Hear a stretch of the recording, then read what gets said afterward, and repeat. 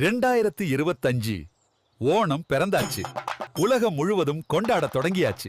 மக்களே, நம்முடைய மார்த்தாண்டம் பம்மத்தில் பம்மம் இளையோர் நற்பணி மன்றம் ஒன்றில்லை இரண்டில்லை 15 வருடங்களாக ஓணத்தை கொண்டாடி வருகிறது. மார்த்தாண்டம் மக்களையும் என் அன்பான நண்பர்களையும் சந்திக்க மாவேலியான நான் இந்த 5, 6, 7 தேதிகளில் வருகிறேன். கன்னியாகுமரி மாவட்டம் முழுவதும் உள்ள 1000க்கும் மேற்பட்ட பள்ளி மற்றும் கல்லூரி மாணவ மாணவிகள் 5ஆம் தேதி போட்டிகளில் பங்கேற்க உள்ளனர்.